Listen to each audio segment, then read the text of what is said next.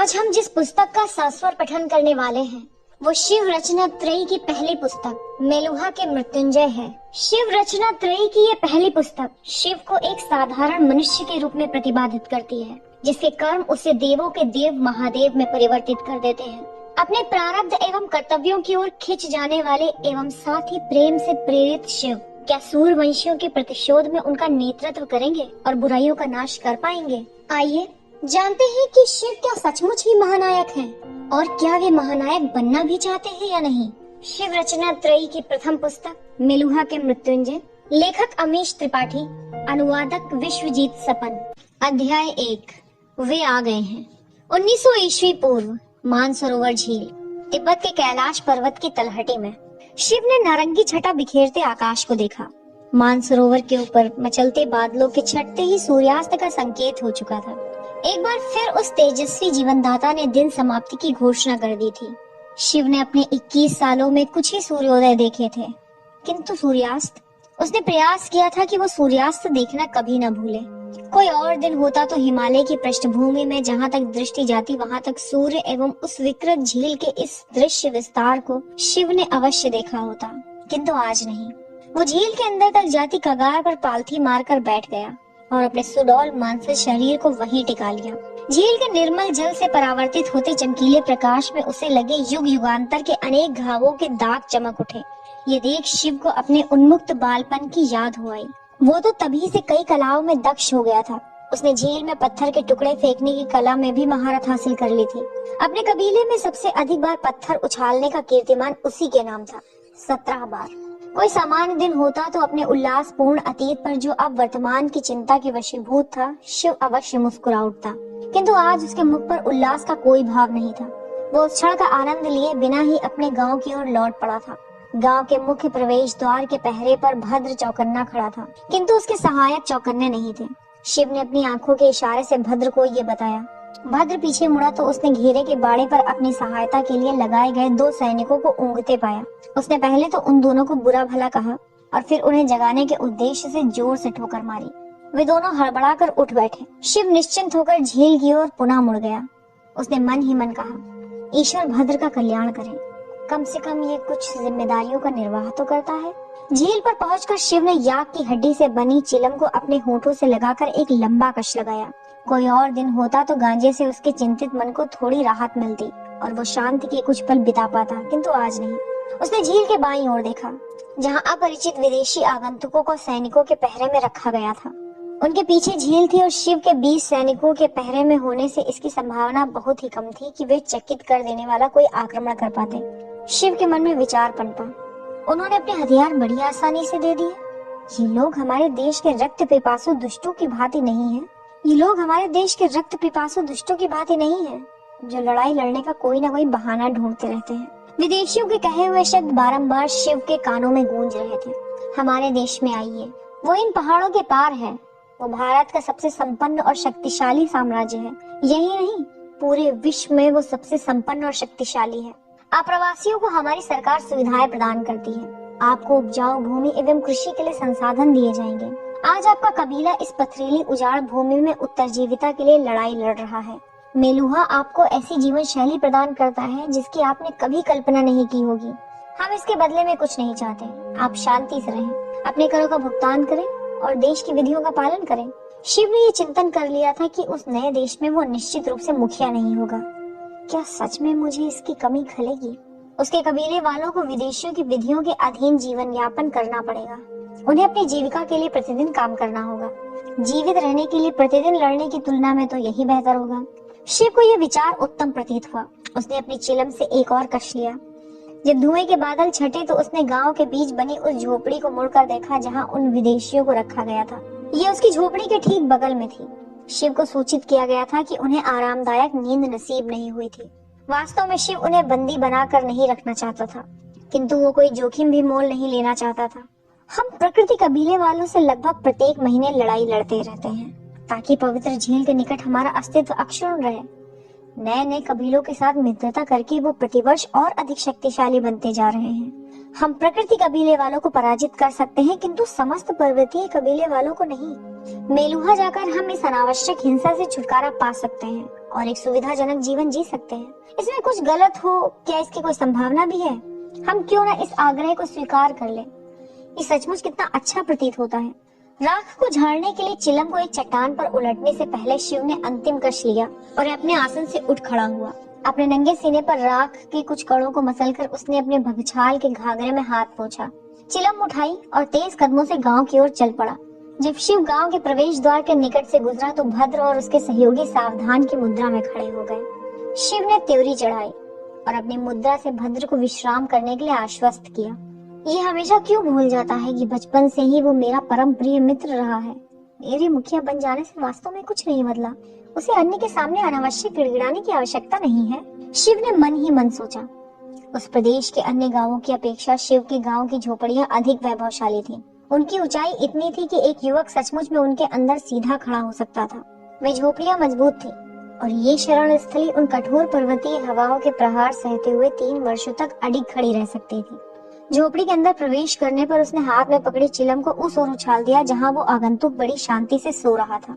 या तो उसको ये अनुभूति नहीं कि वो बंदी है, या फिर उसे सच में ऐसा लगता है कि अच्छा व्यवहार ही अच्छे व्यवहार को जन्म देता है। शिव के मन में विचार कौन था? शिव को अपने चाचा जी का वचन याद था, जो उनके गुरु भी थे। वे अक्सर कहा करते थे कि लोग वही करते हैं जिसके लिए समाज उनको प्रोत्साहित करता है। यदि समाज विश्वास को प्रोत्साहित करता है तो लोग विश्वासी होते हैं। यदि वे अपने सैनिकों की शिक्षा देते हैं कि किसी अजनबी से भी उत्तम व्यवहार की अपेक्षा करे, तो मेलुहा अवश्य ही एक विश्वासी समाज होगा। शिव ने अपनी वैभवहीन दाढ़ी को खुजलाते हुए उस आगंतुक को गहरी दृष्टि से देखा तो उसे स्मरण हुआ। उसने कहा था कि उसका नाम नंदी था। उस मेलुहा वासी का भारी भरकम शरीर और विशाल लग रहा था, क्योंकि वो अपनी गहन निद्रा में भूमि पर ही पसर गया था और उसका विशाल काय पेट प्रत्येक सांस के साथ नृत्य की शैली में फूल पिचक रहा था। किंतु मोटापे के बावजूद उसकी त्वचा तनी और निखरी हुई थी। सोते समय उसका किसी बालक जैसा आधा खुला मुंह और भी निर्दोष प्रतीत हो रहा था। क्या ये वही व्यक्ति है जो मुझे मेरे प्रारब्ध की ओर ले जाएगा? क्या सचमुच ही मेरा ऐसा कोई प्रारब्ध है जिसके बारे में मेरे काका ने कहा था? शिव की वैचारिक यात्रा अनवरत चल रही थी। इन विशाल पर्वतों की तुलना में तुम्हारा प्रारब्ध कहीं विशालकाय है, किंतु उसे सच करने के लिए तुम्हें इन्हीं विशाल पर्वतों को पार करना होगा।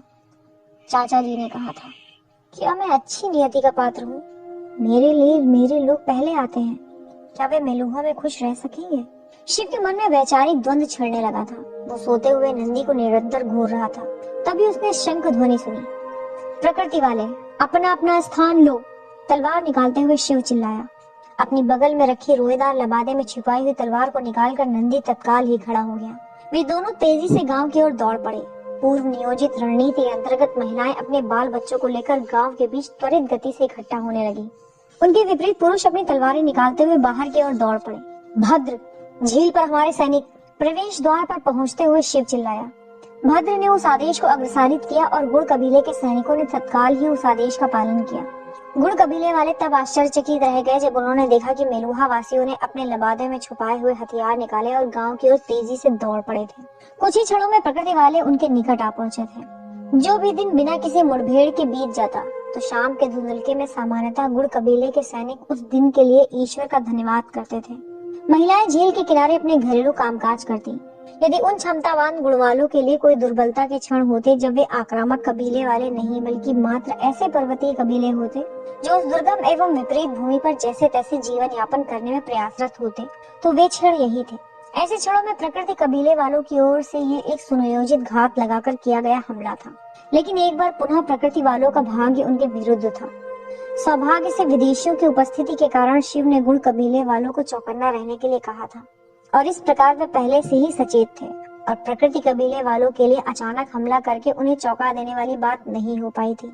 मेलुहा वासियों की उपस्थिति ने भी निर्णायक भूमिका निभाई और उस छोटी रक्तपात पूर्ण मुठभेड़ की दिशा को गुड़ कबीले वालों के पक्ष में मोड़ दिया।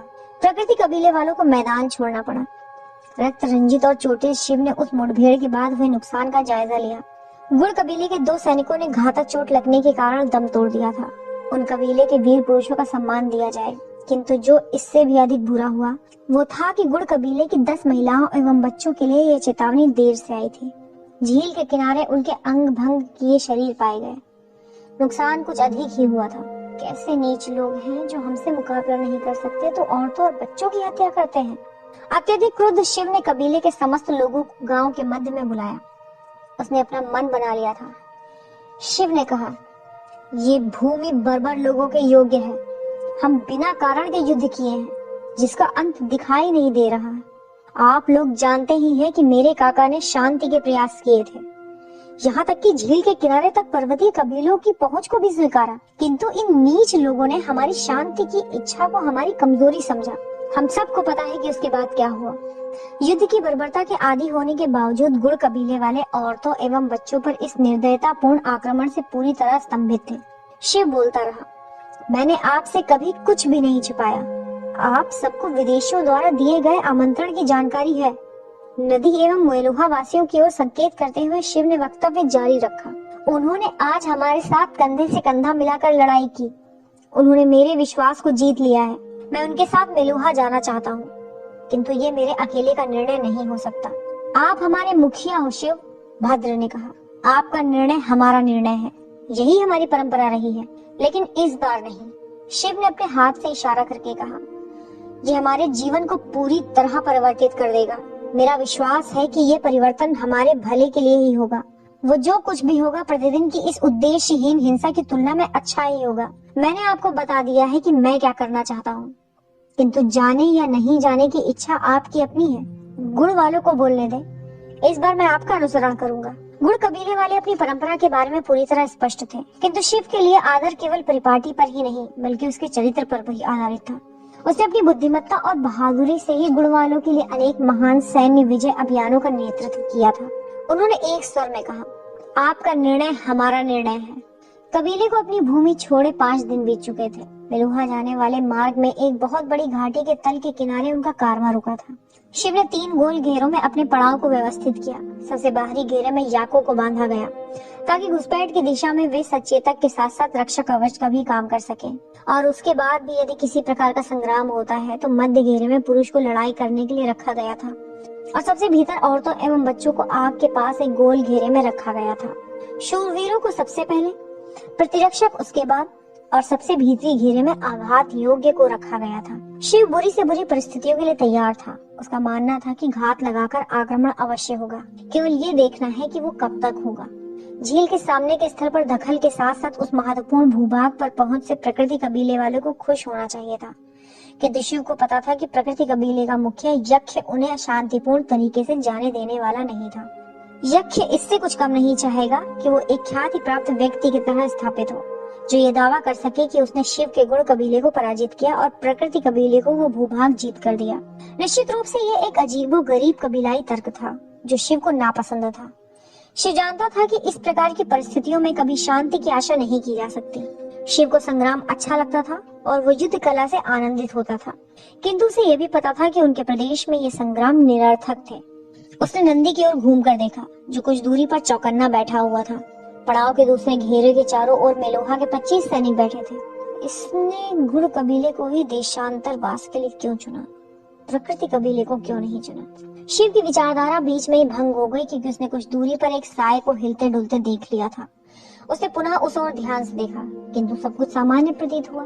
ऐसी जगहों में कई बार प्रकाश इस प्रकार के भ्रम उत्पन्न कर देते हैं। शिव ने अपनी मुद्रा शिथिल कर ली, किंतु कुछ क्षणों के बाद उसने पुनः उस साय को देखा।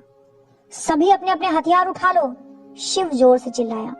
गुड़ कबीले वालों और मेलुहा वासियों ने अपने हथियार बाहर निकाल लिए और संघर्ष करने के लिए अपने अपने स्थान ग्रहण कर लिए, क्योंकि प्रकृति कबीले के लगभग 50 सैनिकों ने धावा बोल दिया था। बिना सोचे विचारे धावा बोलने के कारण उनको बहुत मुश्किलों का सामना करना पड़ा, क्योंकि सबसे पहले आतंकित पशुओं की दीवार उनके सामने थी। याकों ने अनियंत्रित हो चोट लगाना और दुलत्ती मारना प्रारंभ कर दिया था। इससे पहले ही कि वो झड़प शुरू कर पाते, अनेक प्रकृति वाले बुरी तरह घायल हो चुके थे। कुछ इनसे बचकर अंदर घुसी आए और हथियारों के बीच टकराहट शुरू हो गई। प्रकृति कबीले के एक नौसिखिए ने तलवार लहराते हुए शिव पर धावा बोल दिया। उसके आक्रमण से बचते हुए शिव पीछे हट गया। उसके बाद शिव ने अपनी तलवार को वलयाकार घुमाते हुए प्रकृति कबीले के उस आक्रमणकारी के सीने पर हल्का घाव लगाया। उस युवा योद्धा ने शिव को कोसा और फिर वो अपने शरीर के कुछ हिस्से को खुला छोड़ते हुए बिना अधिक सावधानी के शिव पर झपट पड़ा। शिव को बस इतना ही अवसर चाहिए था। उसने बर्बरता से शत्रु की आंत को काटते हुए अपनी तलवार उसके पेट में घुसेड़ दी। फिर तत्काल ही उस तलवार को अंदर ही घुमाते हुए बाहर निकाल लिया और उस प्रकृति कबीले के नवयुवक को शनैः शनैः दर्दनाक मृत्यु के लिए वहीं छोड़ दिया।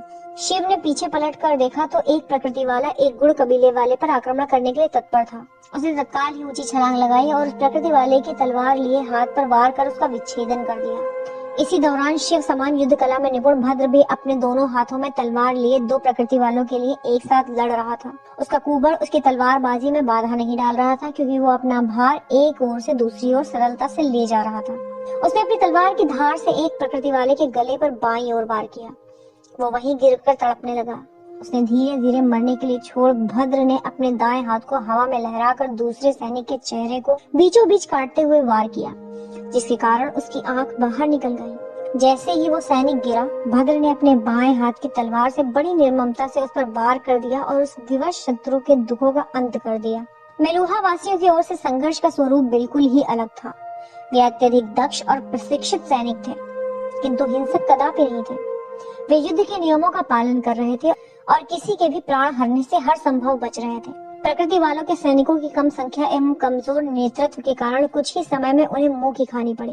लगभग आधे से अधिक लोग मारे गए थे और जो बच गए थे वे अपने घुटनों के बल गिरे क्षमा प्रार्थी बने हुए थे। उन्हीं में से एक था प्रकृति कबीले का मुखिया यक्ष, जिसके कंधे पर नंदी ने गहरी चोट पहुंचाई थी और इसी कारण वो तलवार चला पाने में अक्षम हो चुका था। प्रकृति के मुखिया यक्ष के ठीक पीछे भद्र अपनी तलवार उठाए उस पर वार करने के लिए तैयार खड़ा था। शिव बताइए, शीघ्र अथवा सरल अथवा धीरे एवं पीड़ादायक। इससे पहले कि शिव कुछ बोल पाता, नंदी ने बीच में ही कहा, श्रीमान। शिव ने मेलुहा वासी की ओर मुड़कर देखा। यह अनुचित है। वे क्षमा की भीख मांग रहे हैं। उनके प्राण हरना युद्ध के नियमों के विरुद्ध है। तुम लोग प्रकृति वालों को नहीं जानते। शिव ने कहा, वे बर्बर हैं। वे हम पर आक्रमण करते ही रहेंगे। उन्हें कोई लाभ न हो तब भी इसे समाप्त करना ही होगा, हमेशा के लिए। ये तो समाप्त होने ही वाला है।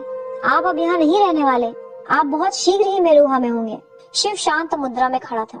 नंदी ने कहना जारी रखा, आप इसे किस प्रकार समाप्त करना चाहते हैं, ये आप पर निर्भर करता है। वैसा ही जैसा कि वह करते आए हैं अथवा उनसे पृथक। भद्र ने शिव की ओर देखा। वो प्रतीक्षा में था। आप प्रकृति वालों को दिखा सकते हैं कि आप उनसे बेहतर हैं, नंदी ने कहा। शिव ने क्षितिज में दूर उन विशाल पर्वतों को देखा। प्रारब्ध, एक बेहतर जीवन की संभावना। शिव के मन में अचानक एक विचार कौन था। वह भद्र की ओर मुड़ा और उससे कहा, इनके हथियार ले लो, रसद आदि ले लो और इन्हें छोड़ दो। यदि प्रकृति वाले इतने मूर्ख हैं कि अपने गांव जहाँ हथियार बद्ध हो वापस आएंगे, तो भी उस समय तक हम बहुत दूर निकल चुके होंगे। नंदी ने शिव की ओर ध्यान से देखा। उसे एक आशा की किरण दिखाई दी। उसके मन में एक ही विचार गुंजायमान था कि शिव के पास दिल है, उनमें संभावना है। कृपया कर उसे वही रहने दे। हे भगवान राम, मैं आपसे प्रार्थना करता हूँ कि उन्हें वैसा ही रहने दे। शिव उस नवयुवक सैनिक के पास गया जिसे उसने अपनी तलवार से घायल कर दिया था। वो भूमि पर पड़ा वो छटपटा रहा था। पीड़ा के कारण उसका मुख विकृत था। उसके हाथ से रक्त निरंतर रिस रहा था। पहली बार शिव को प्रकृति वालों के ऊपर दया आई। उसने अपनी तलवार निकाली और सैनिकों को पीड़ा से मुक्ति प्रदान कर दी। निरंतर 4 सप्ताहों के प्रयाण के बाद आमंत्रित अप्रवासियों का कारवां अंतिम पर्वत की चढ़ाई चढ़ कश्मीर घाटी की राजधानी श्रीनगर की बाहरी सीमा में पहुंचा। नंदी ने उस उत्तम भूमि की कीर्ति के बारे में बड़े जोश से बातें बताई थी। शिव ने कुछ और अतुल्य दृश्यों को देखने के लिए स्वयं को तैयार कर लिया था, जिनके बारे में वो अपनी साधारण मातृभूमि में कल्पना भी नहीं कर सकता था। उन विशुद्ध एवं वर्णातीत दृश्यों से वो सम्मोहित हो गया। वो सचमुच स्वर्ग था। मेलुहा, विशुद्ध जीवनदायी भूमि। पर्वतों में गर्जना करती सिंहनी जैसी वेगवान झेलम नदी ने जब घाटी में प्रवेश किया तो उसकी गति किसी सुस्त गाय सी मंथर होती चली गई थी। शिव ने कश्मीर की धरती को बड़े प्रेम से स्पर्श किया और घुमावदार मार्ग से विशालकाय डल झील की ओर आगे बढ़ गया। उसके बाद भी उसकी यात्रा रुकी नहीं। उसमें डल झील से भी आगे समुद्र तक की यात्रा जो समाई थी। उस वृहद विस्तारित घाटी में हरी घास की चादर सी बिछी हुई थी, जिस पर एक श्रेष्ठ कृति चित्रित की गई थी, और वो कृति थी कश्मीर की। एक के बाद एक बिछी फूलों की क्यारियों की प्रभावशाली श्रृंखलाएं ईश्वरीय रंग बिखेर रही थी। मात्र आकाश छूते हुलस कर स्वागत करते भव्य चिनार के वृक्ष उनकी दीप्ति के वलय को कहीं कहीं भंग करने का दुस्साहस कर रहे थे। शिव के कबीलों के लोगों के थके कानों को चिड़ियों की मधुर स्वर लहरी से आत्मिक शांति मिली, जो केवल पर्वतीय बर्फीली हवाओं की उज्जड चिल्लाहट के आदि थे। यदि यह सीमांत प्रांत है तो देश का शेष भाग कितना उत्तम होगा। शिव विस्मय में फुसफुसाया। डल झील मेलुहा वासियों का एक प्राचीन सैन्य पड़ाव था। झेलम के बगल में झील के पश्चिमी किनारे पर यह सीमांती नगर था, जो सामान्य शिविर से एक वैभवशाली श्रीनगर, वस्तुतः एक सम्मानित नगर के रूप में विकसित हो चुका था। श्रीनगर को लगभग 100 हेक्टेयर की भूमि की एक विशालकाय वेदिका पर स्थापित किया गया था। ये वेदिका मिट्टी से निर्मित थी, जिसकी ऊंचाई लगभग 5 मीटर थी। उस वेदिका के पर्वत पर नगर की बाहरी दीवार बनाई गई थी, जो 20 मीटर ऊंची और 4 मीटर मोटी थी। पूरा का पूरा शहर एक वेदिका पर स्थापित करने की सादगी और उसकी भव्यता ने गुड़वालों को भौचक्का कर दिया था। ये शत्रुओं से सुरक्षा का एक ठोस उपाय था। उन्हें दुर्ग की दीवार से लड़ना होगा, जो अवश्य ही बहुत उत्कृष्ट एवं स्थिर भूमि थी। इस वेदिका से एक अन्य लाभ भी था। इसने नगर की भूमि के स्तर को ऊंचा उठा दिया था, जिससे बारंबार आती बाढ़ से प्रभावशाली ढंग से सुरक्षा हो जाती थी। उस प्रदेश में बहुधा बाढ़ के कारण तबाही हुआ करती थी। दुर्ग के अंदर सड़कों की जालदार व्यवस्था से नगर को अनेक क्षेत्रों में विभाजित किया गया था। उन्होंने विशेषकर बाजार क्षेत्र, मंदिर, बाग बगीचे, सभागार और उन सभी प्रकार की व्यवस्थाओं का निर्माण किया जो किसी सुनियोजित नगरीय जीवन के लिए आवश्यक थे। आरंभ में तो बहुमंजिली संरचना वाले भवन खंड ही दिख रहे थे। धनी व्यक्ति के भवन का अंतर केवल इस बात से पता चलता था कि उनका भवन खंड थोड़ा बड़ा था। कश्मीर घाटी के विशुद्ध प्राकृतिक भूदृश्यों से विषमता केवल इतनी थी कि श्रीनगर पूर्व निर्धारित भूरे, नीले एवं सफेद रंगों में चित्रित था। समस्त नगर स्वच्छता, व्यवस्था एवं गांधीर्य का द्योतक था। लगभग 20,000 लोग श्रीनगर को अपना निवास कहते थे। अब उनमें शामिल होने के लिए कैलाश पर्वत से 200 अतिरिक्त लोग आ गए थे और उनके नेता ने हल्कापन महसूस किया, जैसा कि उसने कई सालों पहले उस भयानक दिन के बाद से कभी अनुभव नहीं किया था जब वो गुड़ कबीले का नेता बना था। शिव ने अपने मन में कहा, मैं बचकर निकल आया हूँ। मैं अब एक नई शुरुआत कर सकता हूँ। मैं पुरानी बातों को सदा के लिए भूल सकता हूँ। उस काफिले ने श्रीनगर के बाहरी अप्रवासी शिविर तक की यात्रा की। वो शिविर एक पृथक वेदिका पर नगर के दक्षिण की ओर निर्मित किया गया था। नंदी ने शिव एवं उनके कबीले वालों की अगुवाई करके उनको शिविर के बाहर स्थित विदेशियों के कार्यालय तक पहुँचाया। नंदी ने शिव को बाहर ही प्रतीक्षा करने के लिए कहा और स्वयं कार्यालय के अंदर चला गया। थोड़ी ही देर बाद वो एक युवा अधिकारी के साथ वापस आया। उस अधिकारी ने अभ्यस्त मुस्कान के साथ हाथ जोड़कर औपचारिक रूप से नमस्ते करते हुए कहा, मेलुहा में आपका स्वागत है। मैं चित्रांगद हूँ। मैं आपका अनुकूलन प्रबंधक हूँ। आप जब तक यहाँ रहे मुझे अपना एकमात्र संपर्क सूत्र समझे। जैसा मुझे पता चला है कि आपके नेता का नाम शिव है, क्या वे कृपा करके आगे आने का कष्ट करेंगे? शिव ने एक कदम आगे बढ़ाया और कहा, मैं ही शिव हूँ। बहुत अच्छा, चित्रांगद ने कहा। क्या आप कृपा करके पंजीकरण मेज तक मेरे साथ आने का कष्ट करेंगे? आपको अपने कबीले के प्रभारी के रूप में पंजीकृत किया जाएगा। उनसे संबंधित जो भी चिंताएं या समस्याएं होंगी वो सभी आपके माध्यम से उन तक पहुंचाई जाएंगी। चूँकि आप नामित नेता हैं, अतः आपके कबीले के अंतर्गत सभी प्रकार के निर्दोषों के पालन का उत्तरदायित्व आपका होगा। नंदी ने चित्रांगद के आधिकारिक भाषण को बीच में ही रोकते हुए शिव से कहा, श्रीमान, यदि आप मुझे अनुमति दे तो मैं अप्रवासी शिविर निवास में जाता हूँ और आपके कबीले के लिए जीवन यापन की अस्थायी व्यवस्था का प्रबंध करता हूँ। शिव ने अनुभव किया कि जब नंदी ने उसके भाषण के मध्य हस्तक्षेप किया तो चित्रांगद की चिर परिचित मुस्कान कुछ क्षण के लिए विलीन हो गई, किंतु वो शीघ्र ही संभल गया और मुस्कुराहट उसके मुख पर तुरंत लौट आई। शिव मुड़ा और नंदी की ओर देखा। निसंदेह तुम जा सकते हो, तुम्हें मेरी आज्ञा लेने की आवश्यकता नहीं है नंदी, शिव ने कहा, किंतु इसके बदले में मुझे एक वचन देना होगा मेरे मित्र। निसंदेह श्रीमान, नंदी ने सम्मान में थोड़ा झुकते हुए उत्तर दिया। तुम मुझे शिव कहकर पुकारो, ना कि श्रीमान। मैं तुम्हारा मित्र हूँ, ना कि प्रमुख। चकित नंदी ने ऊपर देखा, पुनः झुका और कहा, जी हाँ श्रीमान, मेरा मतलब है शिव। शिव चित्रांगद की ओर पुनः मुड़ा, जिसकी मुस्कुराहट किसी कारण से अब वास्तविक प्रतीत हो रही थी। चित्रांगद ने कहा, अच्छा तो शिव, यदि आप मेरे साथ पंजीकरण मेज तक चलेंगे तो हम औपचारिकताओं को शीघ्रता से निपटा लेंगे। अप्रवासी शिविर के आवासीय निवास स्थलों में जब नव पंजीकृत कबीला पहुंचा तो देखा कि मुख्य द्वार से बाहर नंदी उनकी प्रतीक्षा कर रहा था। वो उनकी अगवानी करके भीतर ले गया। शिविर की सड़कें भी श्रीनगर की सड़कों की तरह ही थी। वे उत्तर, दक्षिण एवं पूर्व पश्चिम दिशाओं में सलीके से निर्मित की गई थी। सावधानी पूर्वक निर्मित पगडंडियां शिव के देश में बने धूल भरे पथ मार्ग के ठीक विपरीत थी। उसने उन सड़कों पर एक अजीब सी वस्तु का अवलोकन किया। नंदी, सड़क के बीचों बीच अलग प्रकार के पत्थरों से ये क्या बना हुआ है? शिव ने पूछा। ये भूमिगत नालियों को ढकने के लिए लगाए गए हैं शिव। ये नालियां शिविर से गंदे पानी को बाहर ले जाती हैं। ये सुनिश्चित करता है कि शिविर स्वच्छ एवं स्वस्थ रहे। मेलुहा वासियों की अत्यधिक कुशलता पूर्वक योजनाओं को देखकर शिव अचंभित रह गया। कुछ समय बाद गुड़ कबीले वाले उनके लिए नियत किए गए एक बहुत बड़े मकान में पहुंचे। उन्होंने अपने नेता की बुद्धिमत्ता पर उन्हें बारंबार धन्यवाद दिया, जो उन्होंने मेलुहा आने का निर्णय लिया। उस 3 तल वाले मकान में प्रत्येक परिवार के लिए एक पृथक आरामदायक निवास स्थान दिया गया था। प्रत्येक कमरे में आरामदेह समस्त आवश्यक सामान सज्जित थे। साथ ही एक अत्यंत ही परिष्कृत तांबे की थाली भी दीवार पर लटकी हुई थी, जिसमें अपना प्रतिबिंब देखा जा सकता था। कमरों में सन की बनी हुई स्वच्छ चादरें, तौलिए और यहाँ तक कि कुछ कपड़े भी थे। उस कपड़े को छूकर किम कर्तव्य विमूढ़ शिव ने पूछा, ये किस वस्तु से बना है? चित्रांगद ने उत्साह पूर्वक उत्तर दिया, ये सूती कपड़ा है शिव। इसके पौधे खेतों में उगाए जाते हैं और उनसे ऐसे कपड़े बनाए जाते हैं जैसे आपके हाथों में हैं। सूरज के प्रकाश और गर्माहट के लिए प्रत्येक दीवार पर एक बड़ी सी खिड़की बनी हुई थी। प्रत्येक दीवार पर खांचे में धातु का बना डंडा लगा हुआ था, जिसके ऊपरी हिस्से में प्रकाश हेतु ज्वाला को नियंत्रित करने वाले यंत्र लगे हुए थे। प्रत्येक कमरे से एक स्नान घर संलग्न था, जिसका फर्श ढलानदार था ताकि पानी एक छिद्र के माध्यम से निकास नली में चला जाए।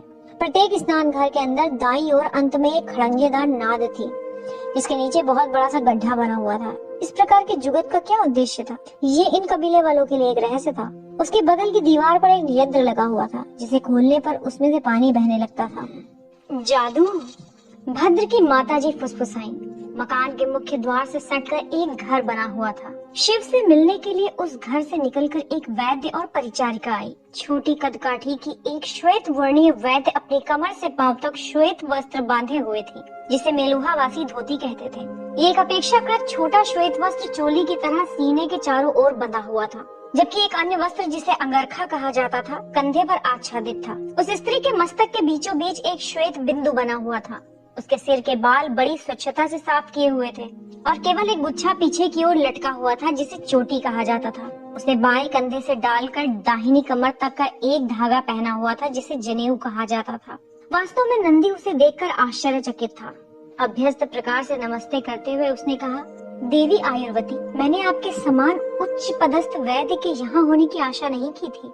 आयुर्वती ने नंदी की ओर नम्रता से नमस्ते करते हुए देखा और मुस्कुराते हुए कहा, क्षेत्र कार्य अनुभव कार्यक्रम में मेरा अटूट विश्वास है सेनापति। मेरा दल कड़ाई से इसका अनुसरण करता है, परंतु मुझे क्षमा करें, मैंने आपको पहचाना नहीं। क्या हम पहले मिले हैं? मेरा नाम अधिपति नंदी है देवी। नंदी ने उत्तर दिया, हम पहले तो नहीं मिले, किंतु आपको कौन नहीं जानता। आप इस देश के महानतम वैद्य हैं। धन्यवाद अधिपति नंदी, प्रकट रूप से झेपते हुए आयुर्वती ने कहा। किंतु मेरे विचार से आप बढ़ा चढ़ा कर कह रहे हैं। कई ऐसे वैद्य हैं जो मुझसे कहीं बेहतर हैं। ये कहकर आयुर्वती शिव की ओर मुड़ती हुई बोली, मेलुहा में आपका स्वागत है। मैं आयुर्वती हूँ, आपकी नामित वैद्य। मैं और मेरी परिचारिकाएं आपके सहयोग के लिए होंगी जब तक आप लोग यहाँ निवास करेंगे। शिव की ओर से कोई प्रतिक्रिया ना पाकर चित्रांगद ने अपने गंभीर स्वर में कहा, ये अस्थायी निवास है शिव। जो निवास आपके कबीले वालों को स्थायी तौर पर रहने के लिए दिए जाएंगे, वो इनसे कहीं अधिक आरामदायक और सुविधा संपन्न होंगे। यहाँ आप लोगों को संरोधन की अवधि तक ही रहना होगा, जो 7 दिन से अधिक नहीं होगा। नहीं बंधु, ये निवास आवश्यकता से अधिक आरामदायक है। ये हमारी कल्पनाओं से कहीं अधिक अच्छे और सुविधाजनक है। आपका क्या विचार है मौसी? भद्र की माताजी की ओर उपहास से मुस्कुराते हुए शिव ने कहा और फिर भ्रुकुटी चढ़ाकर चित्रांगद से बोला, किंतु ये संरोधन क्यों? नंदी ने बात संभालते हुए कहा, शिव, ये संरोधन केवल रोग निवारण के लिए है। मेलुहा में अधिक बीमारियां नहीं हैं। कई बार संभव है कि जो अप्रवासी आते हैं वे कुछ बीमारियां लेकर आए हों। अतः इन 7 दिनों की अवधि में वैद्य उनकी जांच परख करते हैं और यदि ऐसी किसी बीमारी का पता चलता है तो उसका उपचार कर देते हैं। और इन बीमारियों के नियंत्रण के लिए जिन दिशा निर्देशों का आपको अनुसरण करना होता है, वो है स्वास्थ्य मानकों का पालन करना, आयुर्वती ने कहा। शिव ने मुंह बनाकर नंदी की ओर देखा और फुसफुसाया, स्वास्थ्य मानकों का पालन? नंदी ने रोष पूर्वक मस्तक पर बल देते हुए खेद प्रकट किया, जबकि हाथों से मौन सहमति दे दी। वो बुदबुदाया, शिव, कृपया ये जैसा कहें वैसा ही आप करें। ये उन बहुत से कार्यों में से एक है जिन्हें हम मेलुहा वासियों को करना पड़ता है। देवी आयुर्वती को इस देश का सर्वोत्तम वैद्य माना जाता है। यदि आपके पास अभी समय है तो मैं आपको आपके लिए जो निर्देश है वो बताना चाहती हूँ, आयुर्वती ने कहा। मैं अभी बिल्कुल खाली हूँ, शिव ने सपाट भाव से कहा, किंतु बाद में आपको क्षतिपूर्ति करनी पड़ सकती है। भद्र के मुंह से अस्फुट हंसी निकली, जबकि आयुर्वती ने शिव को भावहीन चेहरे से घूर कर देखा। इससे स्पष्ट था कि वो शिव की श्लेषोक्ति को समझ नहीं पाई थी। मैं समझ नहीं पाई कि आप कहना क्या चाहते हैं, आयुर्वती ने रूखेपन से कहा। खैर जो कुछ भी हो, सबसे पहले हम स्नान घर से आरंभ करते हैं।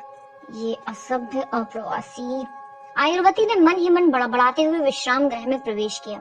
शिव ने अपनी भौहें उचकाकर भद्र की ओर शरारत भरी मुस्कान के साथ देखा। देर शाम बहुत ही शानदार भोजन के बाद गुड़ कबीले के लोगों को कमरों में एक औषधीय पेय पीने के लिए दिया गया। छी, भद्र ने मुंह बनाकर कहा। उसका चेहरा विकृत हो गया था। इसका स्वाद तो याक के पेशाब की तरह है। तुम्हें कैसे पता कि याक का पेशाब कैसा होता है? शिव ने ठहाका मारकर हंसते हुए और अपने मित्र की पीठ पर बलपूर्वक एक धौल जमाते हुए कहा, अब तुम अपने कमरे में जाओ, मुझे सोना है। आपने बिस्तर देखा है? मुझे लगता है कि ये मेरे जीवन की सबसे सुंदर नींद होने वाली है। मैंने बिस्तर देखा है बेवकूफ, शिव ने मुंह बनाकर कहा, और अब मुझे उसका आनंद लेना है। तुम बाहर निकलो, अभी, इसी समय।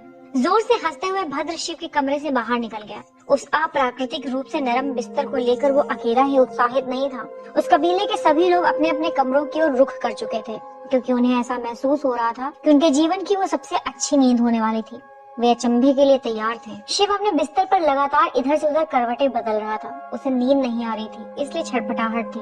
उसने नारंगी रंग की धोती पहन रखी थी। उसका बगछाला धुलने के लिए चला गया था। स्वच्छता के कारणों से उसका सूती अंगवस्त्रम दीवार के बगल में रखी एक छोटी कुर्सी पर रखा हुआ था। अधजली बेदम चिलम पास की मेज पर पड़ी हुई थी।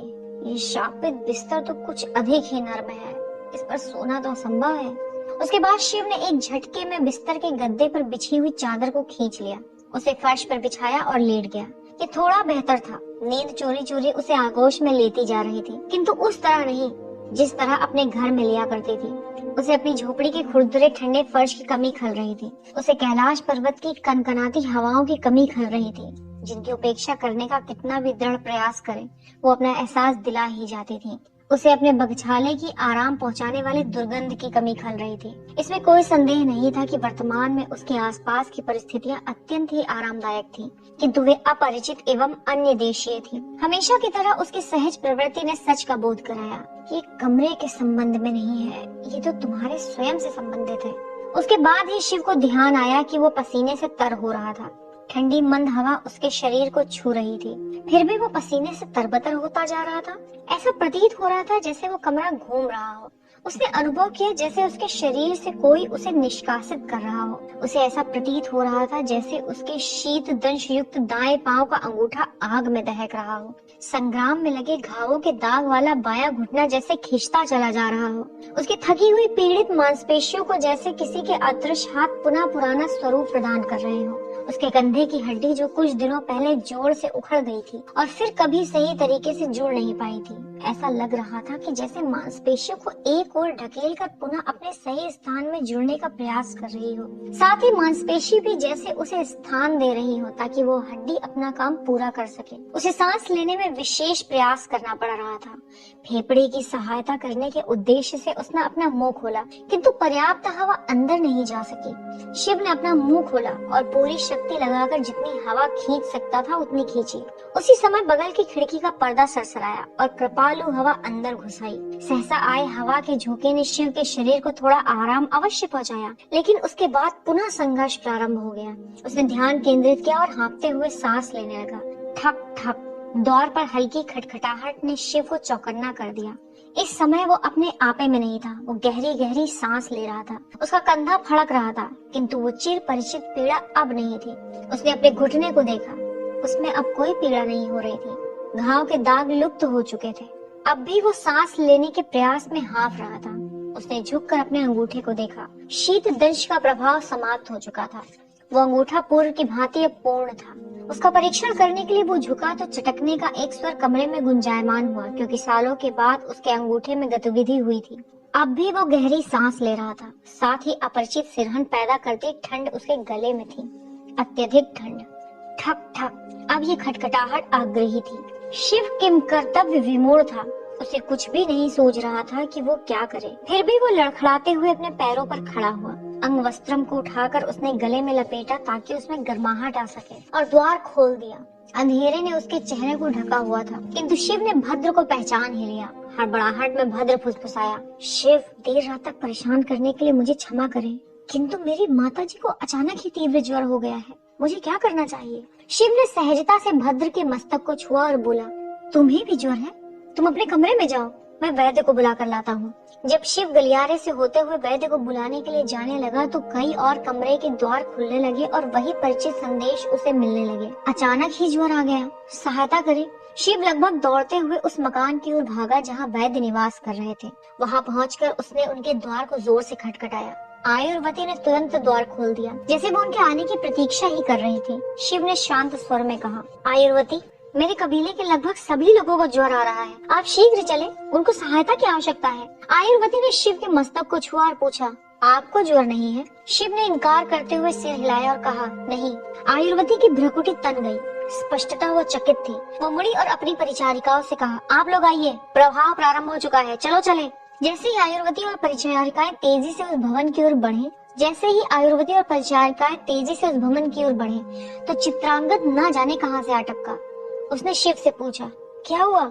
मुझे नहीं पता कि क्या हुआ है, लेकिन मेरे कबीले के लगभग सभी लोगों को ज्वर हो गया है। आपको भी तो बहुत पसीना आ रहा है। आप मेरी चिंता न करें, मुझे ज्वर नहीं है। देखिए, मैं उस भवन में वापस जा रहा हूँ। मैं जाकर देखना चाहता हूँ कि कितने लोग इसकी चपेट में हैं। चित्रांगद ने सहमति में सिर हिलाया और कहा, मैं नंदी को बुलाता हूँ।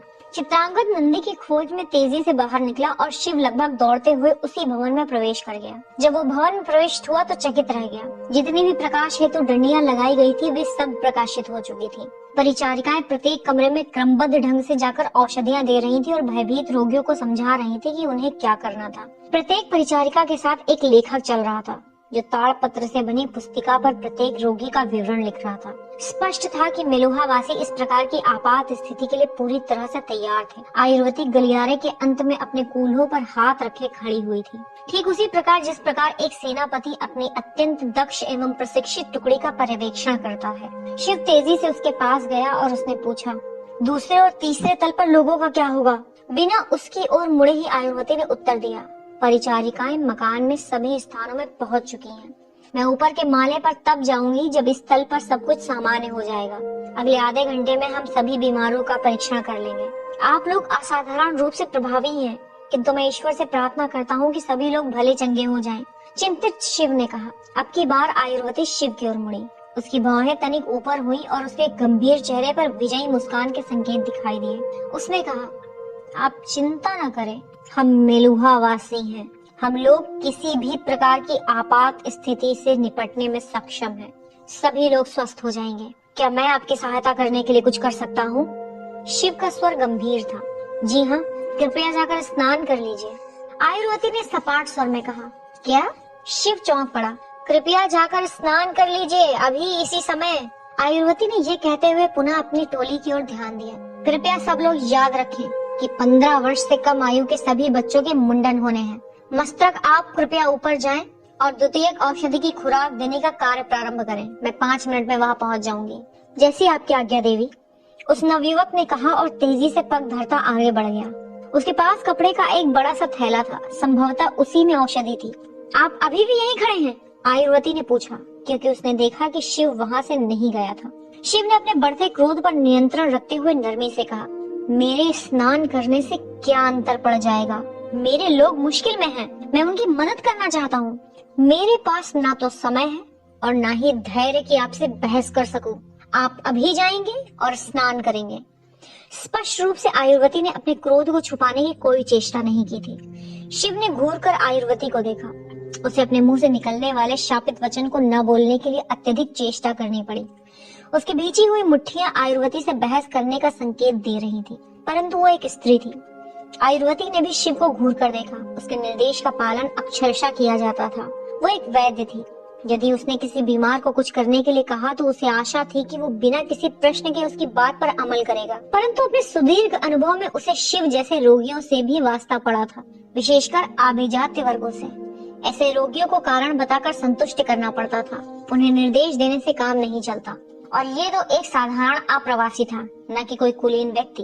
अपने आप को कठिनाई से नियंत्रित करते हुए आयुर्वती ने कहा, शिव, आप पसीने से तर हो। यदि आप इसे धोएंगे नहीं तो ये प्राण हारक सिद्ध हो सकता है।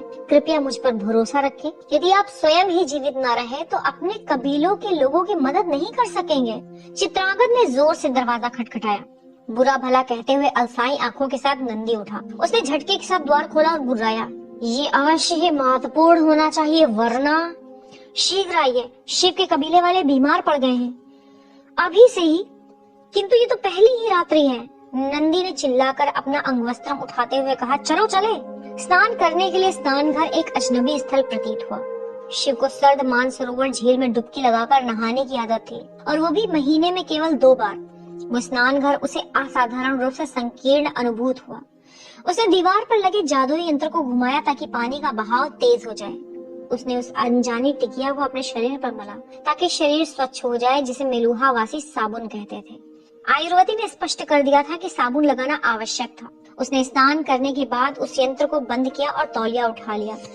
जब वो तौलिए से अपने शरीर को रगड़ रगड़ कर साफ करने लगा तो उसे पुनः बड़ी तीव्रता से वही रहस्यात्मक अनुभूति होने लगी जो कुछ घंटे पहले हुई थी, जिसकी उस समय उसने उपेक्षा कर दी थी। उसके कंधे अब नवीन से कहीं श्रेष्ठ अनुभूत हो रहे थे। उसने विस्मय से झुककर अपने घुटने को देखा। कोई पीड़ा नहीं थी, कोई दाग नहीं था। उसने आश्चर्यचकित हो अपने पैर के अंगूठे को देखा जो पूरी तरह स्वस्थ हो चुका था। इतना ही नहीं, बल्कि उसके बाद उसे एहसास हुआ कि उसके शरीर के कुछ अंग ही नहीं बल्कि उसका समस्त शरीर ही नवजीवन का अनुभव कर रहा था। पुनः युवा हो चुका था और पहले से भी अधिक शक्तिशाली महसूस कर रहा था। यद्यपि उसका गला अब भी असह्य रूप से ठंडा था। ये क्या तमाशा हो रहा है? उसका मन चंचल था। वो तेजी से स्नान घर से बाहर आया और शीघ्र एक नई धोती पहन ली। आयुर्वती का कड़ा निर्देश था कि कोई अपने पुराने वस्त्र को धारण न करे जो पसीने से गंदे हो चुके थे। वो जब अंगवस्त्रम को अपने गले में लपेट रहा था ताकि उसको गर्मी प्रदान कर सके, तभी किसी ने द्वार खटखटाया। ये आयुर्वती थी और उसने बाहर से पुकारा, शिव, क्या आप द्वार खोलने की कृपा करेंगे? मैं परीक्षा करना चाहती हूँ कि आप ठीक ठाक हैं। शिव ने द्वार खोल दिया। आयुर्वती ने अंदर प्रवेश किया और शिव के शरीर के ताप का परीक्षण किया। उनका ताप सामान्य था। आयुर्वती ने सिर हिलाया और कहा, आप स्वस्थ प्रतीत होते हैं और आपके कबीले वाले भी शीघ्रता से भले चंगे होते जा रहे हैं। संकट के क्षण बीत गए हैं। शिव ने कृतज्ञतापूर्ण मुस्कान के साथ कहा, आपके दल की कार्यकुशलता एवं सक्षमता को बहुत बहुत धन्यवाद। मुझे सचमुच में बहुत खेद है कि मैंने आपसे अनावश्यक ही तर्क वितर्क किया। वास्तव में वो अनावश्यक था, क्योंकि आप हमारे भले के लिए ही सब कुछ कर रही थी। आयुर्वती ने ताड़पत्र की पुस्तक से दृष्टि हटाकर हल्के से मुस्कुराकर ऊपर की ओर देखा और अपनी भौहें उचकाकर कहा, शालीन, क्या हम ऐसे हैं? मैं उतना भी अक्खर नहीं हूँ जितना आप समझ रही हैं। शिव ने हल्की मुस्कान के साथ कहा, आप लोग कुछ अधिक ही सौम्य हैं। आयुर्वती ने जैसे ही शिव को देखा तो वो उन्हें देखती ही रह गई। उसका चेहरा भावहीन हो चुका था और सहसा उसे कुछ सुनाई भी नहीं दे रहा था। वो इससे पहले इस बात पर गौर क्यों नहीं कर सकी? उसने कभी भी लोक कथा पर विश्वास नहीं किया था। क्या वो मानव जाति में प्रथम होगी जो इस सत्य को सच होते देखेगी? अत्यधिक दुर्बलता से हाथ का संकेत करके उसने बुदबुदाते हुए पूछा, आपने अपने गले को क्यों बांध रखा है? ना जाने क्यों इसमें अत्यधिक ठंड की अनुभूति हो रही है। क्या ये सचमुच ही चिंता का विषय है? शिव ने अपने अंगवस्त्रम को हटाते हुए पूछा। उस शांत कमरे में आयुर्वती की चीख गुंजायमान हो गई। चीखते ही सहसा उछलकर वो पीछे हो गई। बड़ा सदमा लगे किसी मनुष्य की भांति उसके हाथ मुंह पर थे, जैसे उसे विश्वास नहीं हो रहा हो, और उसके हाथ से ताड़पत्र छूटकर कमरे के अंदर बिखर गए थे। उसके घुटने इतने निर्बल हो गए थे कि उसके लिए खड़ा होना कठिन जान पड़ रहा था। वो अपनी पीठ के सहारे पीछे दीवार पर धम्म से टिक गई, किंतु उसकी आंखें अब भी शिव पर टिकी हुई थी। उसकी गर्वीली आंखों से अश्रुधारा बहने लगी। वो लगातार इन्हीं शब्दों का उच्चारण करती जा रही थी, ओम ब्रह्माय नमः, ओम ब्रह्माय नमः। क्या हुआ? क्या कोई गंभीर बात है? चिंतित शिव ने पूछा। आप आ गए हैं मेरे प्रभु, आप आ गए हैं।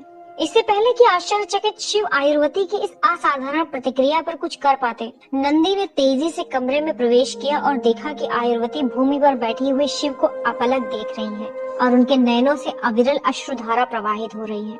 हे देवी, क्या हुआ? कृपया बताइए, चकित नंदी ने पूछा। आयुर्वती ने कुछ नहीं कहा, केवल शिव के गले की ओर संकेत किया। नंदी ने ऊपर देखा। शिव का गला रहस्यमयी तेजस्वी नीला दिख रहा था। पिंजरे से मुक्ति के समय किसी पशु के मुख से जैसी चीख निकलती है, ठीक वैसी ही चीख उसके मुख से निकली और उसने भी अपने घुटनों के बल धम्म से गिरकर कहा, मेरे प्रभु, आप आ गए हैं। नीलकंठ आ गए हैं। अधिपति नंदी सम्मान पूर्वक नीचे झुका और नीलकंठ के चरणों में भक्ति पूर्वक से नवाते हुए स्पर्श करने को हुआ तो उसके प्रार्थनीय पीछे हट गए। वो संभ्रमित और उद्विग्न था। उसे समझ में नहीं आ रहा था कि क्या हो रहा है। आखिर ये सब क्या बकवास हो रहा है? उसने क्रोधपूर्वक पूछा। अपनी बर्फीली गर्दन पर एक हाथ रखते हुए वो मुड़ा और उसने दीवार पर टंगी तांबे की परिष्कृत प्लेट की ओर देखा और फिर उसने उस नीलकंठ, नीले गले के प्रतिबिंब को देखा तो स्वयं उस अचंभे से स्तब्ध रह गया। द्वार की चौखट को सहारे के लिए पकड़े चित्रांगद एक बच्चे की भांति ये कहते हुए रोने लगा, हम लोग बच गए, वे आ गए हैं। अध्याय 2, पवित्र जीवन की भूमि। कश्मीर का राज्यपाल चेनरध्वज समस्त विश्व में यह प्रसारित करना चाहता था कि उसकी राजधानी में नीलकंठ प्रकट हुए थे, न कि तक्षशिला, करचप या लोथल के सीमांत नगरों में, बल्कि उसके अपने श्रीनगर में। किंतु मेलुहा की राजधानी अर्थात देवताओं के निवास स्थल देवगिरी से संदेशवाहक पक्षी ने तत्काल ही आगमन कर लिया था। आदेश अत्यंत ही स्पष्ट था, जब तक कि सम्राट नीलकंठ को स्वयं नहीं देख लेते, उनके आगमन के इस समाचार को गुप्त रखा जाएगा। चेनरध्वज को आदेश मिला कि वो मार्गदर्शकों के साथ नीलकंठ को देवगिरी तक पहुंचवाने की कार्यवाही तत्काल करे। इसके साथ ही शिव को भी पौराणिक कथा सुनाने या बताने की आवश्यकता नहीं है। सम्राट नीलकंठ को उपयुक्त समय में इसके संबंध में बताएंगे। संदेश में ये शब्द कहे गए थे। शिव को इस यात्रा के बारे में बताने का सौभाग्य चेनरध्वज को प्राप्त हुआ, किंतु शिव सहज अनुगामी मनोवृत्ति में नहीं था। जब से वो गवर्नर के आलीशान महल में विलासितापूर्ण निवास कर रहा था, तभी से वो अपने आसपास रहने वाले प्रत्येक मेलुहा वासी की इस अचानक भक्ति से हैरान था। और ये भी एक विचित्र बात थी कि श्रीनगर के मात्र अति विशिष्ट व्यक्तियों को ही उससे मिलने का सौभाग्य प्राप्त हो पा रहा था। हे प्रभु, हम लोग आपका हमारी राजधानी देवगिरी तक मार्गदर्शन करेंगे। वो यहाँ से लगभग 1 सप्ताह की दूरी पर स्थित है। चेनरध्वज ने अपनी विशालकाय काया एवं मांसल शरीर को जितना झुका सकता था उतना झुकाते हुए बड़ी कठिनाई से बोला, जब तक कि कोई मुझे ये नहीं बताता कि आखिर हो क्या रहा है, मैं कहीं नहीं जा रहा। नीलकंठ की ये क्या पौराणिक गाथा है? शिव ने क्रुद्ध होकर कहा, हे प्रभु, हम पर विश्वास रखें, आपको सच का पता शीघ्र ही चल जाएगा। आप देवगिरी पहुंचेंगे तो सम्राट स्वयं आपका इस सच से परिचय करवाएंगे। और मेरे कबीलों वालों का क्या होगा? उन्हें यही कश्मीर में भूमि दी जाएगी प्रभु। एक सुखमय जीवन जीने के लिए जिन संसाधनों की आवश्यकता होगी वे उन्हें प्रदान की जाएंगी। क्या उन्हें बंधक बनाकर रखा जा रहा है? नहीं नहीं प्रभु, प्रकट रूप से थोड़े परेशान चेनरध्वज ने कहा, वे आपके कबीले वाले हैं प्रभु। यदि मेरा बस चलता तो वो जीवन पर्यंत कुलीनों की भांति जीवन यापन करते, किंतु विधि व्यवस्था को तोड़ा नहीं जा सकता है प्रभु, यहाँ तक कि आपके लिए भी नहीं। हम उन्हें वही दे सकते हैं जिनका उन्हें वादा किया गया है। प्रभु, समय के साथ यदि आप आवश्यक समझें तो इस देश के विधि विधानों में फेरबदल कर सकते हैं। उसके बाद हम उन्हें कहीं भी विस्थापित कर सकते हैं। कृपा करें प्रभु, हम पर विश्वास रखें। नंदी ने प्रार्थना की, आप संभवतः इसकी कल्पना भी नहीं कर सकते कि आप मेलुहा के लिए कितने विशिष्ट हैं। हम लोग बहुत लंबे समय से आपकी प्रतीक्षा में थे। हमें आपकी सहायता की आवश्यकता है। कृपा कर सहायता करें, हम पर कृपा करें। कुछ वर्षों पूर्व की एक अन्य निराशाजनक मनोक्षिप्त महिला की प्रार्थना की याद उन्हें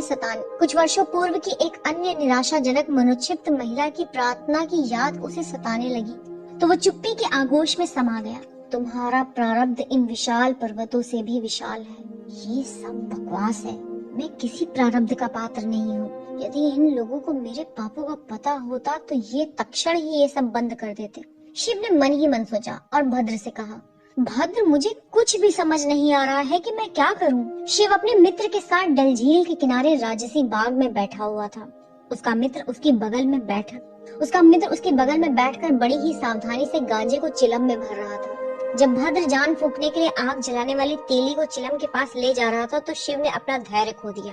ये तुम्हारे बोलने के लिए इशारा था बेवकूफ? नहीं, दरअसल ये मेरे लिए इशारा था कि मैं आपको चिलम दे दूं। शिव, तुम मुझे परामर्श क्यों नहीं देते? शिव ने व्यथित होकर पूछा। हम लोग अभी भी वही पुराने मित्र हैं जिन्होंने कभी भी बिना एक दूसरे से विचार विमर्श के कोई काम नहीं किया। भद्र मुस्कुराया। नहीं, अब हम नहीं हैं, अब आप हमारे मुखिया हैं। कबीले वाले आपके निर्णय के अनुसार जीवन जीते हैं और उनके लिए प्राण भी दे सकते हैं। ये किसी व्यक्ति के प्रभाव से भ्रष्ट नहीं किया जा सकता है। हम लोग प्रकृति वालों की तरह नहीं हैं, जहाँ परिषद के सबसे मुखर वक्ता की बात उनके मुखिया को भी सुननी पड़ती है। हम गुण वालों के मध्य केवल हमारे प्रमुख की बुद्धिमत्ता ही सर्वोत्तम है। यही हमारी परंपरा है। शिव ने रोष में भौहें चढ़ाकर कहा, कुछ परंपराएं तोड़ी भी जा सकती हैं। भद्र ने चुप्पी साधे रखी। अपने हाथ आगे बढ़ाकर शिव ने झपट कर भद्र से चिलम ले ली। उसने एक गहरा कश लिया ताकि गांजे की दानशीलता का प्रभाव उसके शरीर में प्रभावी हो सके। मैंने नीलकंठ की पौराणिक कथा के बारे में केवल एक पंक्ति सुनी है। भद्र ने कहा।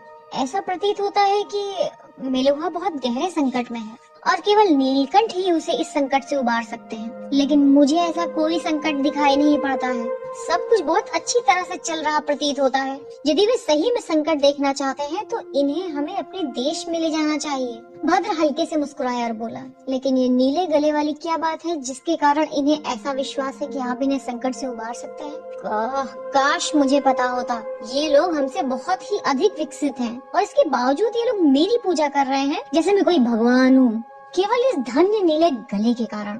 जो भी कहिए, मुझे ऐसा लगता है कि इनकी औषधियाँ जादुई हैं। क्या आपने महसूस किया कि मेरे पीछे का कोबर थोड़ा कम हो गया है? हाँ, ऐसा ही लगता है। इनके वैद्य सचमुच ही गुणी हैं। आपको पता है, इनके वैद्यों को ब्राह्मण कहा जाता है, जैसे आयुर्वती। शिव ने भद्र को चिलम वापस देते हुए पूछा। हाँ, लेकिन ब्राह्मण केवल लोगों को रोगों से छुटकारा ही नहीं दिलाते, वे शिक्षक, वकील, पुजारी भी होते हैं। बल्कि यूँ कहा जाए कि वे सभी प्रकार के बुद्धिजीवी व्यवसाय में होते हैं, प्रतिभावान लोग लगते हैं। नाक सुड़कते हुए शिव ने कहा। इतना ही नहीं है, भद्र ने एक गहरा कश लेने के मध्य में कहा। इनके पास विशिष्टता की अवधारणा है और इसलिए ब्राह्मणों के अतिरिक्त एक ऐसा समूह है जिन्हें क्षत्रिय कहा जाता है, जो योद्धा और शासक होते हैं। यहाँ तक कि औरतें भी क्षत्रिय हो सकती हैं। वाकई ये लोग सेना में औरतों को रखने की अनुमति देते हैं। वैसे देखने पर क्षत्रिय औरतें कम ही दिखाई पड़ती हैं, लेकिन हाँ, ये लोग औरतों को सेना में रखने की अनुमति देते हैं। ओहो, इसलिए इसमें चकित होने वाली बात नहीं है कि ये लोग गहरे संकट में हैं। दोनों मित्र मेलुहा वासियों की इस विचित्र प्रथा पर दिल खोलकर हंसे। अपनी कहानी जारी करने से पहले भद्र ने एक और कश लिया और कहा, और उसके बाद आते हैं वैश्य, जो कारीगर, व्यापारी और उद्योग से जुड़े लोग होते हैं, और अंत में आते हैं शूद्र, जो किसान और मजदूर होते हैं। और एक बात ये भी अजीब है कि एक जाति के लोग दूसरी जाति के काम नहीं कर सकते। जरा रुकना, शिव ने भद्र को मध्य में ही रोकते हुए पूछा। इसका मतलब ये है कि चूंकि तुम योद्धा हो तो तुम्हें बाजार में व्यापार करने की अनुमति नहीं होगी? जी हाँ। ये तो बड़ी बेवकूफी है। तुम मेरा गांजा कैसे ला पाओगे? आखिरकार यही तो एक वस्तु है जिसके लिए तुम उपयोगी हो। ये कहकर शिव भद्र के मजाक भरे मुक्के से बचने के लिए एक और झुक गया। ठीक है, आराम से। वो हंसा और उसने हाथ बढ़ाकर भद्र से चिलम ले लिया और एक गहरा कश खींचा। हम लोग वो सब बातें कर रहे हैं, उस एक बात को छोड़कर जिसके बारे में हमें बात करनी चाहिए। शिव एक बार पुनः गंभीर हो गया। इनके तरीके सही में विचित्र हैं, लेकिन अब मुझे क्या करना चाहिए? आप क्या करने की सोच रहे हैं? शिव ने दूर उस बाग में अपनी दृष्टि घुमाई, जैसे कोने में खिले गुलाब के फूल को देख रहा हूँ। मैं एक बार फिर से भागना नहीं चाहता। क्या? भद्र ने शिव की उस संतप्त फुसफुसाहट वाले स्वर को न सुनने के कारण पूछा। मैंने कहा, शिव ने दोबारा थोड़ा ऊंचे स्वर में बोलकर कहा, कि मैं दोबारा भागने के अपराध बोध को सहन नहीं कर पाऊंगा। वो आपका दोष नहीं था। हाँ, वो मेरा ही दोष था। भद्र चुप्पी लगा गया। इसके बाद कुछ भी नहीं था जो कहा जा सकता था। अपनी आंखों को ढकते हुए शिव ने गहरी सांस लेते हुए पुनः दोहराया, हाँ, वो मेरा ही दोष था। भद्र ने अपने मित्र के कंधे पर हाथ रखकर बड़ी ही नम्रता से दबाया ताकि वो दुखदाई क्षण निकल जाए। शिव ने अपना मुंह उसकी ओर घुमाकर पूछा, मैं सलाह मांग रहा हूँ मेरे दोस्त, मुझे क्या करना चाहिए? यदि इन्हें मेरी सहायता की आवश्यकता है तो मैं इससे मुकर नहीं सकता। साथ ही मैं अपने कबीले को अपने भरोसे पर रहने के लिए कैसे छोड़ सकता हूँ? मैं क्या करूँ? भद्र शिव के कंधे को लगातार पकड़े हुए था। उसने गहरी सांस ली। वो इस प्रश्न का उत्तर पा चुका था। वो उत्तर उसके मित्र शिव के लिए तो उचित हो सकता था, लेकिन क्या वो उत्तर शिव के लिए उचित था जो एक नेता था, प्रमुख था? इस बारे में आपको ही सोचना है शिव, यही परंपरा है। तुम भौड़ में जाओ। शिव ने चिलम भद्र की ओर उछाल दिया और वहां से तीव्रता से निकल गया। इसके कुछ दिनों के बाद ही शिव नंदी और 3 सैनिकों के एक छोटे काफिले को श्रीनगर छोड़ना था। छोटे दल का अर्थ था कि वे उस क्षेत्र से शीघ्रता से निकल पाएंगे और जितनी जल्दी हो सके देवगिरी पहुंच पाएंगे। राज्यपाल चेनरध्वज इस बारे में चिंतित था कि शिव को जल्द से जल्द सम्राट द्वारा नीलकंठ के रूप में स्वीकृत कर लिया जाए। वो चाहता था कि इतिहास में ईश्वर को ढूंढने वाले के रूप में उसका नाम सदा के लिए अमर हो जाए। सम्राट के लिए शिव को प्रस्तुत करने योग्य बनाया गया था। उनके सिर के बालों में तेल लगाकर नरम करके संवारा गया था। उसके हष्ट पुष्ट शरीर के श्रृंगार के लिए तरह तरह के कपड़े, आकर्षक कुंडल, हार और अन्य आभूषणों को लाया गया था। उसके श्वेत वर्णीय मुख को विशिष्ट आयुर्वेदिक जड़ी बूटियों से रगड़ रगड़ कर साफ किया गया था, ताकि वर्षों से मृत एवं मुरझाई त्वचा को दीप्तिमान बनाया जा सके। सूती कपड़े से बना एक गुलूबंद बनवाया गया था, ताकि उसके दीप्तिमान कंठ को ढका जा सके। उसके ऊपर मोतियों के अनेक दाने जड़े गए थे, ताकि वो गुलूबंद मेलुहा वासियों के परंपरागत हार की तरह लगे, जिन्हें वे धार्मिक अवसरों पर धारण करते थे। वो गुलूबंद उसके गले को आवश्यक गर्माहट भी प्रदान कर रहा था। मैं शीघ्र ही वापस जाऊंगा, शिव ने भद्र की माता जी को आलिंगनबद्ध करते हुए कहा। वो इस बात पर भी चकित था कि मौसी का लंगड़ाना अब बहुत ही कम दिखाई देने लगा था। इनकी औषधियाँ वास्तव में जादुई हैं। जैसे ही दुखी भद्र ने उसकी ओर देखा तो शिव ने फुसफुसाकर कहा, कबीले वालों का ध्यान रखना, जब तक मैं वापस नहीं आता तुम प्रभारी हो। भद्र चकित होकर एक कदम पीछे चला गया। शिव, आपको ऐसा नहीं करना चाहिए, क्योंकि मैं आपका मित्र हूँ। मुझे ऐसा अवश्य करना चाहिए मूर्ख, और ऐसा करने का कारण ये है कि तुम मुझसे भी अधिक योग्य हो। भद्र ने आगे बढ़कर शिव को गले लगा लिया, ताकि कहीं ऐसा न हो कि उसका मित्र उसकी आंखों की आंसू देख ले। नहीं शिव, मैं इतना योग्य नहीं हूँ, ये तो मैं सपने में भी नहीं सोच सकता। चुप रहो और मेरी बात ध्यान से सुनो, शिव ने कहा तो भद्र दुखी मन से मुस्कुराने लगा। मुझे नहीं लगता कि गुड़ कबीले वालों पर यहाँ कोई संकट होगा, कम से कम उतना तो नहीं होगा जितना कैलाश पर्वत पर होता था। लेकिन इसके बावजूद यदि तुम्हें लगता है कि तुम्हें सहायता की आवश्यकता है, तो बिना झिझक के आयुर्वती के पास जाना। जब हम कबीले वाले बीमार हो गए थे तो मैंने उन्हें समीप से देखा है। उसने हम लोगों को बचाने में अत्यधिक निष्ठा का परिचय दिया था। वो हमारे विश्वास करने योग्य है। भद्र ने सहमति में सिर हिलाया, शिव को पुनः आलिंगनबद्ध किया और कमरे से बाहर चला गया। आयुर्वती ने बड़ी विनम्रता से द्वार खटखटाया और पूछा, मैं अंदर आ सकती हूँ प्रभु? 7 दिनों पहले उस घटना के घटित होने के बाद आज पहली बार वो शिव के सामने आई थी। उसके लिए ये अवधि एक युग बीत जाने के समान थी। यद्यपि पूर्व की भांति ही वो आत्मविश्वास से भरी हुई लग रही थी, तथापि उसके स्वरूप में कुछ भिन्नता अवश्य दिखाई दे रही थी। उसके व्यक्तित्व में कुछ ऐसा जान पड़ रहा था जैसे उसे किसी दिव्य शक्ति ने स्पर्श कर लिया हो। आइए आयुर्वती, और कृपया ये प्रभु कहना छोड़ दीजिए। मैं अब भी वही असभ्य अप्रवासी हूँ जिससे आपकी भेंट कुछ दिनों पहले हुई थी। उस टिप्पणी के लिए मुझे क्षमा करें प्रभु, वैसा कहना मेरी गलती थी, और उसके लिए आप जो भी दंड मुझे देना चाहे मुझे वो स्वीकार्य है। ये आपको क्या हो गया है? मैं आपको सच बोलने के लिए क्यों दंड दूंगा? क्यों इस अर्थहीन नीले गले से सब कुछ परिवर्तित हो जाना चाहिए? आप इसका कारण अवश्य जान पाएंगे प्रभु। अपना सिर झुकाए हुए आयुर्वती ने फुसफुसाहट भरे स्वर में कहा, हमने सदियों आपके आने की प्रतीक्षा की है। सदियों? कृपा कर उस पवित्र झील के नाम पर मुझे बताएं, लेकिन क्यों? वो मैं क्या कर सकता हूँ जो आप लोगों जैसे सक्षम लोग नहीं कर सकते? सम्राट आपको बता देंगे प्रभु। आपको संतुष्ट करने के लिए बस इतना ही कहा जा सकता है कि आपके कबीले वालों से जो कुछ भी मैंने सुना है, उससे तो यही कहा जा सकता है कि कोई व्यक्ति नीलकंठ बनने के सुपात्र है तो वो केवल आप हैं। मेरे कबीले वालों से मुझे याद आया कि मैंने उनसे कहा था कि यदि उन्हें कभी भी किसी भी सहायता की आवश्यकता होती है तो वह आपसे अनुरोध कर सकते हैं। मुझे आशा है कि आप ना नहीं करेंगी। उन्हें किसी प्रकार की सहायता प्रदान करना मेरे लिए गर्व की बात होगी प्रभु। ये कहते हुए भारतीय पारंपरिक तरीके से उन्हें सम्मान देने के लिए वो झुकी। अधिकतर मेलुहा वासियों द्वारा किए जाने वाले इस प्रकार के भाव अभिनयों को स्वीकार करने में शिव ने लगभग आत्मसमर्पण कर लिया था, किंतु जब आयुर्वती झुकी तो शिव तत्काल ही पीछे हट गया। ये आप क्या तमाशा कर रही हैं आयुर्वती? अत्यंत ही भयभीत शिव ने पूछा। आप एक वैद्य हैं, जीवन देने वाले। मेरे पाँव का स्पर्श करके मुझे इस प्रकार दुविधा में न डालें। आयुर्वती ने सिर उठाकर शिव को देखा। उसकी आंखें आदर और भक्ति से दीप्तिमान हो रही थी। यही वे व्यक्ति हैं जो निश्चित रूप से नीलकंठ होने योग्य हैं, उसने मन ही मन कहा। नंदी ने शिव के कमरे में एक केसरिया रंग के कपड़े के साथ प्रवेश किया, जिस पर प्रत्येक इंच पर राम नाम लिखा हुआ था। उसने शिव से अनुरोध किया कि वे इसे कंधे के ऊपर धारण कर ले। शिव ने जैसे ही उसे पहना, नंदी ने देवगिरी की सुरक्षित यात्रा के लिए मंत्र पढ़ते हुए बुदबुदाकर एक छोटी सी प्रार्थना की। हमारे अश्व बाहर प्रतीक्षारत है प्रभु, जब भी आप कहें हम अपनी यात्रा प्रारंभ कर सकते हैं, नंदी ने कहा। नंदी, बुरी तरह से खींचते हुए शिव ने कहा, तुम्हें कितनी बार बताना पड़ेगा, मेरा नाम शिव है, मैं तुम्हारा मित्र हूँ ना कि प्रभु। नहीं नहीं प्रभु, लंबी सांस भरते हुए नंदी ने कहा, आप नीलकंठ हैं, आप ईश्वर हैं, मैं आपका नाम कैसे ले सकता हूँ? शिव ने झुंझलाहट में अपनी आंखें तरेरी, अपनी गर्दन को धीरे से इनकार की मुद्रा में घुमाया और द्वार की ओर मुड़कर कहा, मैं आत्मसमर्पण करता हूँ। क्या हम अभी यात्रा प्रारंभ कर सकते हैं?